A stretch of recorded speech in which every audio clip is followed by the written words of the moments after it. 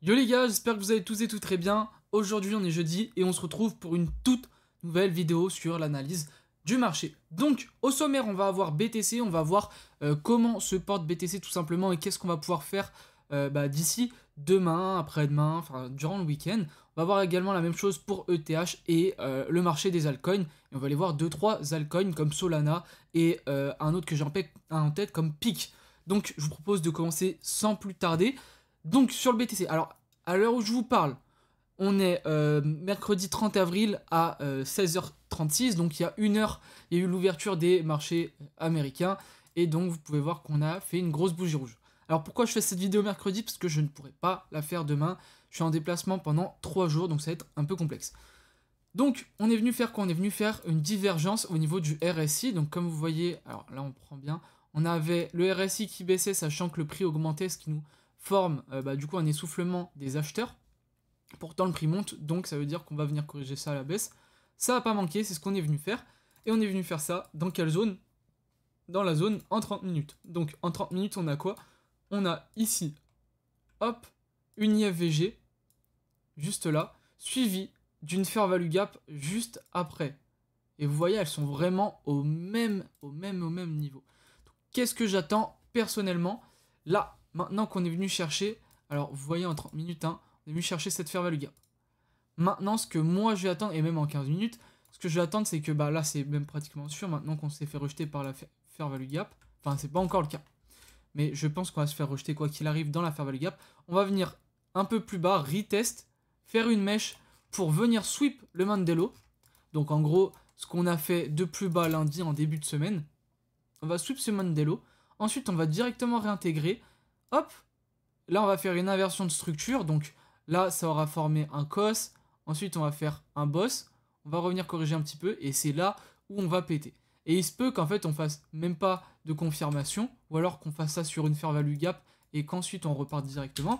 Mais voilà. Pour moi, c'est la vision. Surtout que, allez, si on se dit que on prend ces scénarios-là hors d'ici, on peut voir quoi?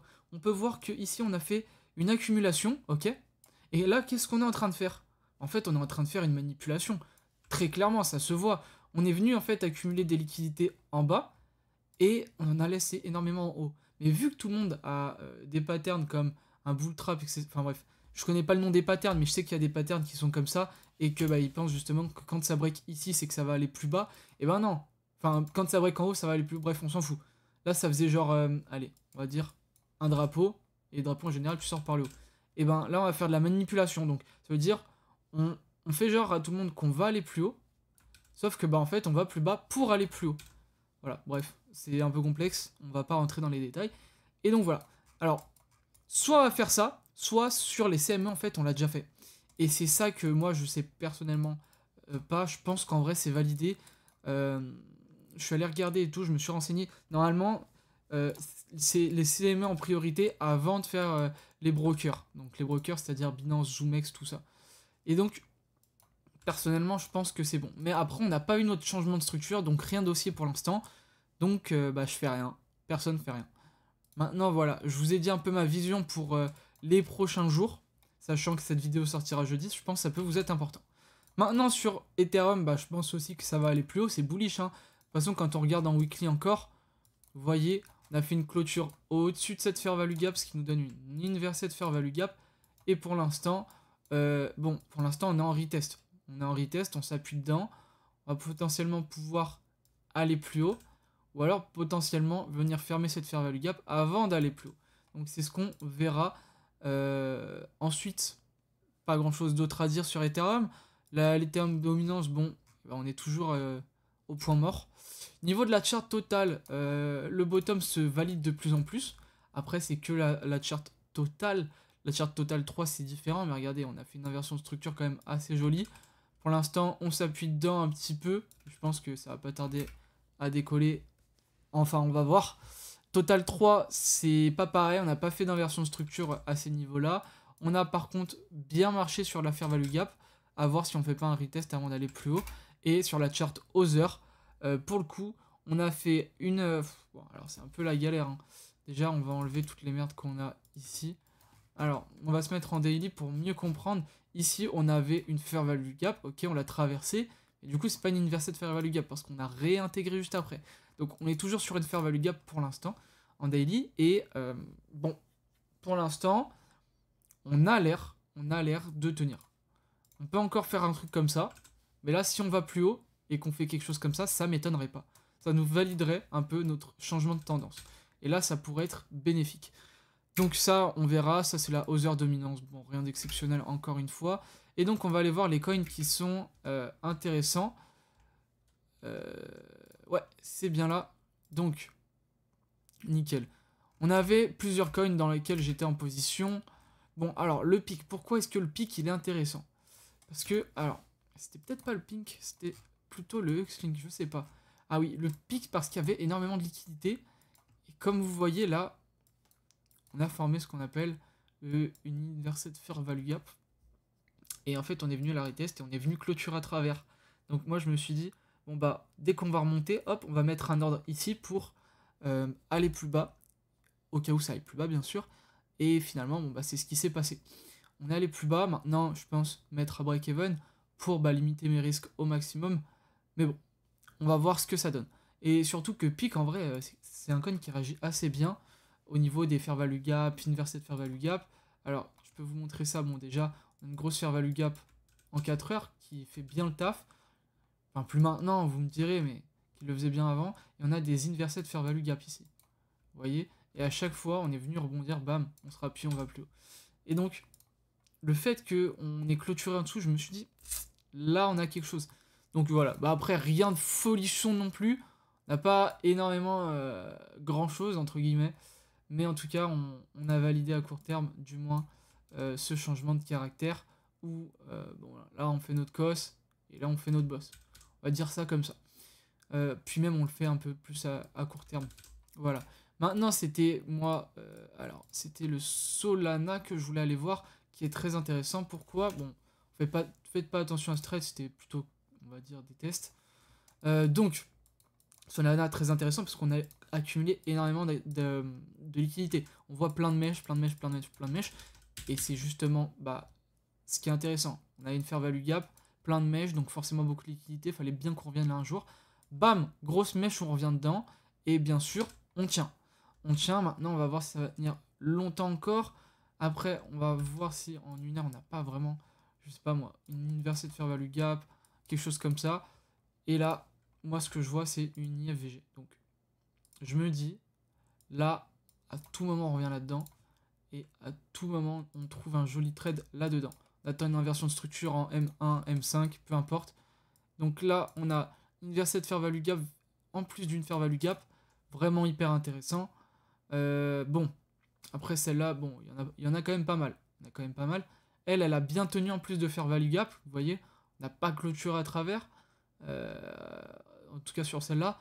Bref, vous voyez, moi je pense que du coup, vu que BTC va aller un peu plus bas chercher le Mondello sur les autres graphiques, même si c'est pas forcément sûr, parce que ça suffit sur les CME, on pourra quand même faire un truc comme ça et venir se positionner ici, sur cette zone-là, une prise de liquidité, une fair value gap, peu importe, tant qu'on a notre changement de caractère.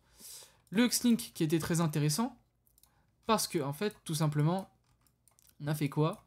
On a fait notre bottom, entre guillemets, notre bottom qu'on a posé ici.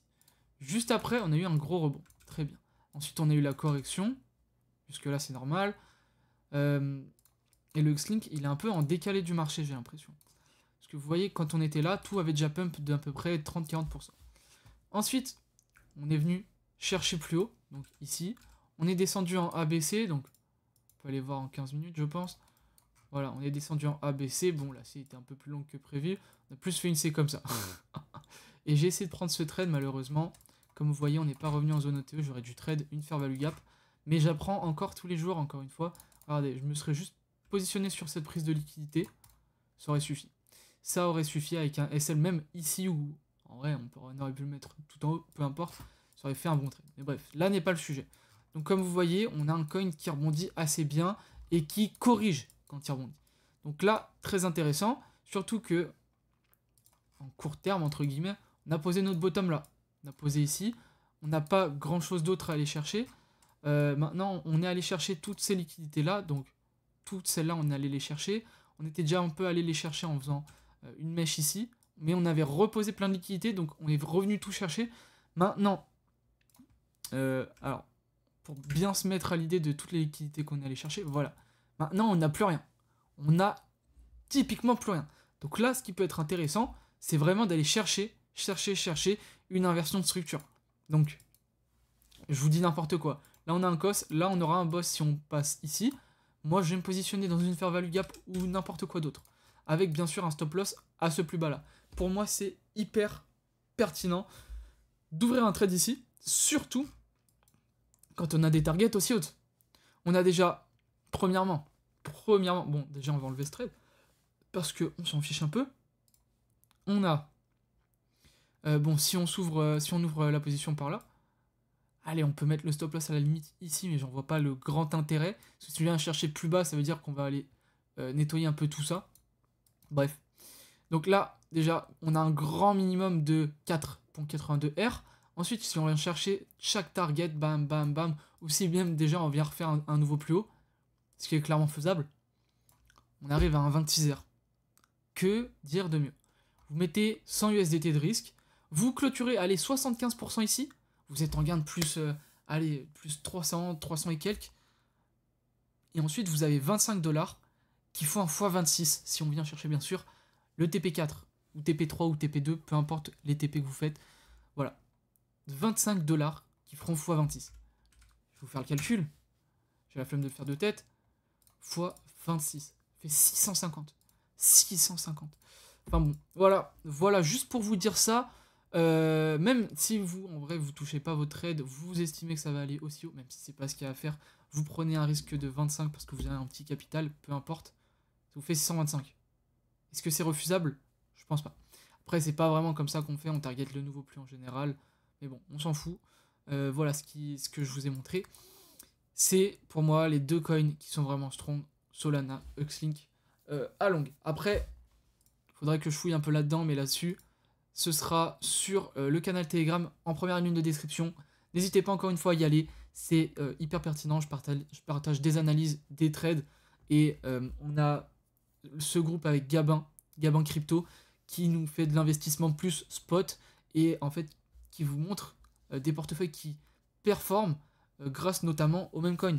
Pas mal de gens crachent sur les mêmes coins, mais les gars, c'est la narrative la plus boostée en ce moment. Donc, franchement, n'hésitez pas, on a énormément de valeur, et tout ça gratuitement. C'est un groupe privé, mais il est gratuit. Voilà. Donc, les gars, sur ce, moi, je vous laisse. Je vous dis à lundi, et puis à bientôt sur le groupe Telegram si vous y êtes. C'était Albin Crypto. Ciao!